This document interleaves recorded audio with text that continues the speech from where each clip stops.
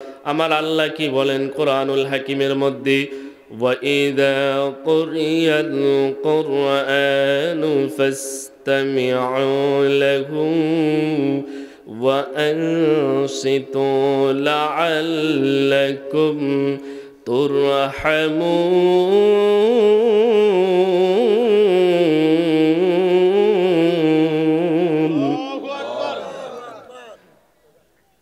আল্লাহ পাক বলেন, যখন তোমাদের সামনে কোরআন তেলাওয়াত করা হয় তখন কি করবা? ফাসতামিউ লাহু, তখন তোমরা কোরআনের তেলাওয়াত শ্রবণ করবা। সুবহানাল্লাহ বলেন। এইমাত্র আমি কোরআনের আয়াত তেলাওয়াত করেছি, আপনারা শুনছেন নি? কথা বলেন না, শুনেন নাই? আপনাদের কানের শক্তি নাই? কথা বলেন না কেন? প্রশ্ন করবো বাবাজিরা রে, মনে কষ্ট নিবেন না, রাগ করবেন না। আমি তো আপনাদেরই সন্তান, আমি এবারের সন্তান। এখানে আমার পার্সোনাল কোনো অথরিটি নাই, এখানে আমার কোনো ব্যক্তিত্ব নাই। আমি আপনাদের, আপনারা আমার, আমরা সবাই মিলে এক। সবাই মিলে আমি আপনাদের, আপনারা আমার, সবাই মিলে আমরা কয়? সবাই মিলে আমরা এক। আমি কথা বলবো, আপনারা রাগ করবেন না। আপনারা কথা বলবেন, আমিও রাগ করব না। আমার কথা আপনারা শুনবেন, আপনাদের কথা আমি শুনবো। আমার কথাগুলো যদি আপনারা শুনেন আর মানতে পারেন, এতে আমারও লাভ হবে, আপনাদেরও লাভ হবে। আপনাদের কথাও যদি আমি শুনি, হয়তো বা আমারও লাভ হতে পারে, কারণ আমার চাইতে আপনাদের জ্ঞান, আপনাদের শিক্ষা দীক্ষা বেশি থাকতে পারে। মানুষ ভুলের ঊর্ধ্বে নয়, আমি ফেরেশতা না, আমিও একজন মানুষ, আমারও ভুল হতে পারে কি পারে না? এজন্য আমার যদি ভুল হয়, আমি আপনাদেরকে বলবো, হাত ধরে বলবো, রে বাবারা, বন্ধুরা, আমি সাখাওয়াত যদি কখনো ভুল করি, কখনো ভুল পথে যাই, আপনি আমার চোখের মধ্যে আঙ্গুল দিয়ে বলে দিবেন, আপনার এটা ভুল, আপনার এটা আমরা অ্যাকসেপ্ট করতে পারলাম না, আপনার এটা আমরা গ্রহণ করতে পারলাম না। আমি আপনাদেরকে ওয়েলকামের সাথে, ধন্যবাদের সাথে, আহলান ওয়া সাহলানের সাথে আপনাদের সেই কথাগুলো আমি মেনে নিব, গ্রহণ করব।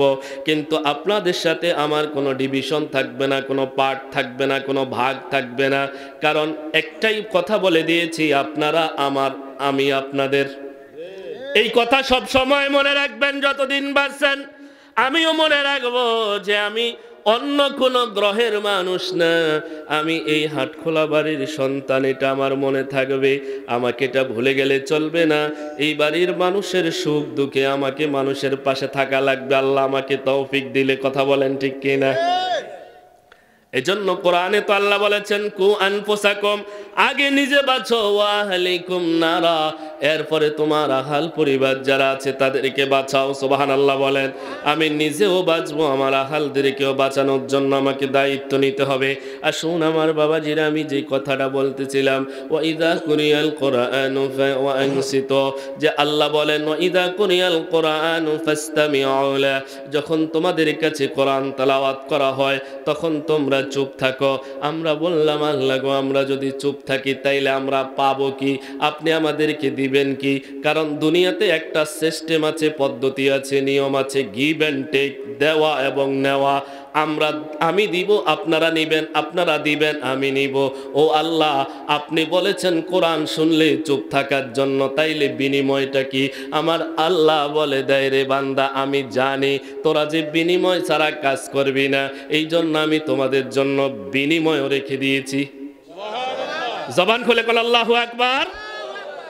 আল্লাহ বলে, আমার কাছে তো বিনিময় আছে। ও বান্দারা রে, আমার কোরআন শুনবা আর আমি আল্লাহ বিনিময় দিব না, এটা তো হতে পারে না। আল্লাহ বলে দেয়, যদি তোমরা কোরআন শুনো আর চুপ থাকো, নীরব থাকো, চুপ থাকো এবং নীরব থাকো, লাআল্লাকুম তুরহামুন।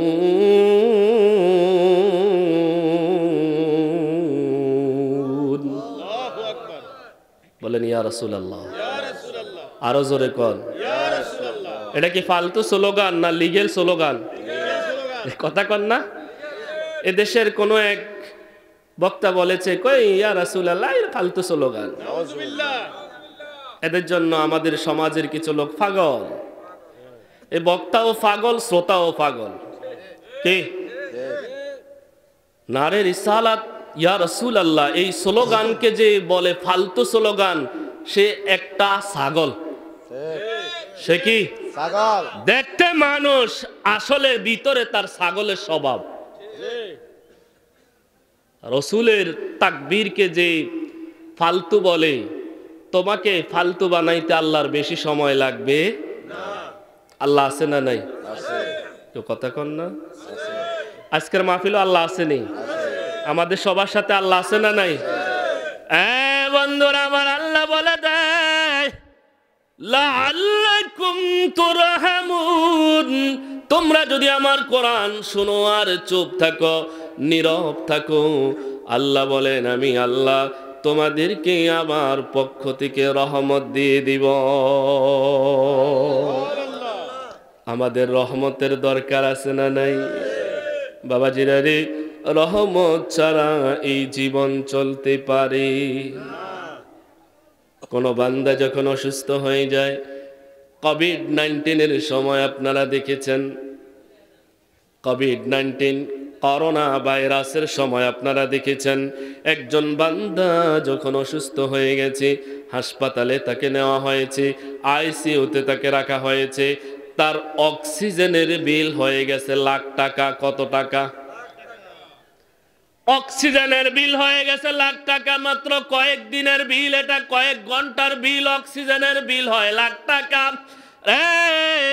আমার বাড়ির লোকেরা, ও ভাইরা, বাবাজিরা, বন্ধুরা, অথচ আমরা এই জীবনে, এই যে আল্লাহ পাক যেদিন থেকে আমাদেরকে বুঝ দিয়েছেন, হুঁশ দিয়েছেন, মায়ের রেহেম থেকে দুনিয়াতে আসার পর আজ পর্যন্ত আমার আল্লাহর কত অক্সিজেন আমরা গ্রহণ করলাম, একটু চিন্তা করে দেখেন তো আমাদের বিলটার সংখ্যা কি হতে পারে?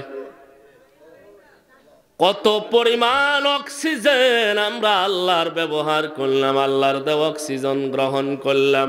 আমার আল্লাহ বলে রে বান্দা, আমার এই অক্সিজেনের বিল তোরা দেওয়া লাগবে না, আমি আল্লাহ তোদের কাছ থেকে অক্সিজেনের বিল নিব না।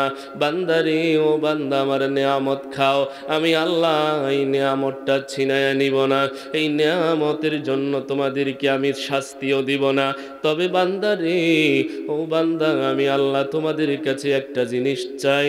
ও বান্দা, তোমার এই কপালটা শুধু আমি চাই, এই কপালটা আমি আল্লাহরে খুশির করার জন্যে, তোমার এই কপালটা যখন তুমি জমিনের মধ্যে লাগায়া দাও, বান্দারে, ও বান্দা, যে মাত্র তুমি তোমার কপালটা জমিনের মধ্যে লাগায়া দাও, আল্লাহু আকবার বলেন, আল্লাহু আকবার।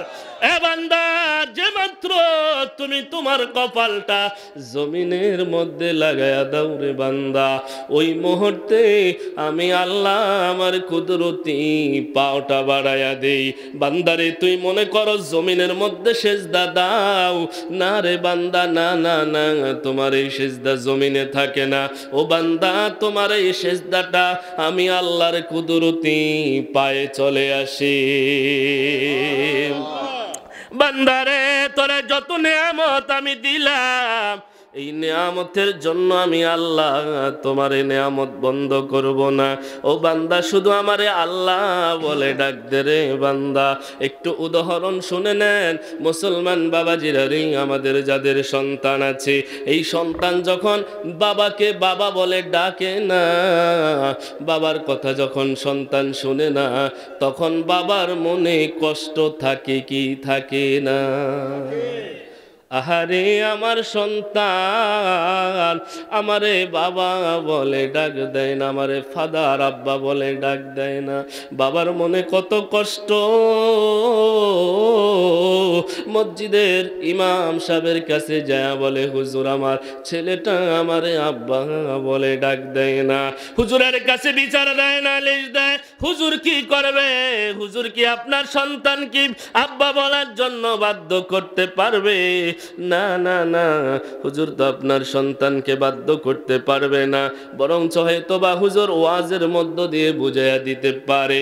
এই একজন বাবা যেমনি ভাবে সন্তানের মুখ থেকে বাবার ডাকটা শুনলে তার অন্তরটা শীতল হয়ে যায়, সন্তানের মুখ থেকে বাবা ডাক শুনলে বাবার কলিজাটা ঠান্ডা হয়ে যায়।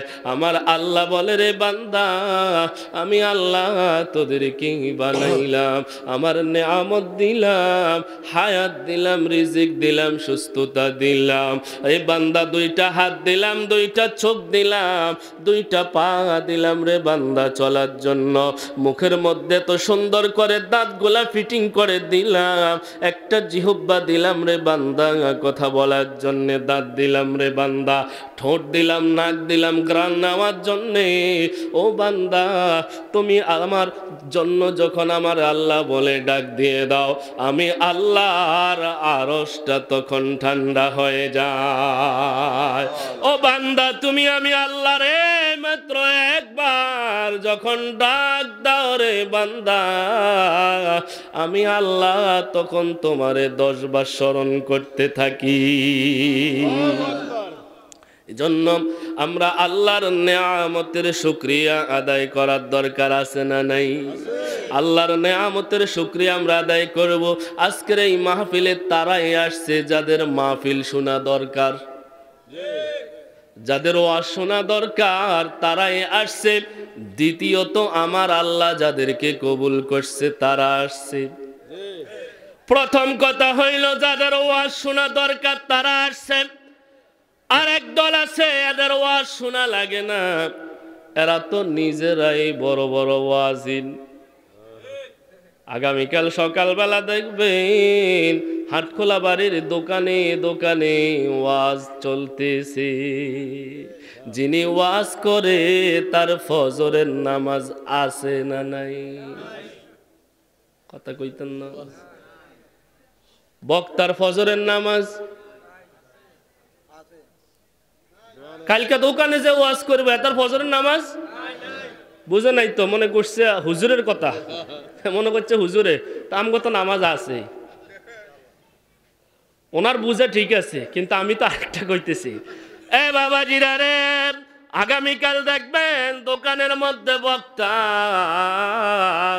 বক্তা ওয়াজ করবে, বক্তার নামাজ নাই। দ্বিতীয়ত, বক্তার হাতের মধ্যে থাকবে ব্রিক ফিল্ড। কি থাকবো?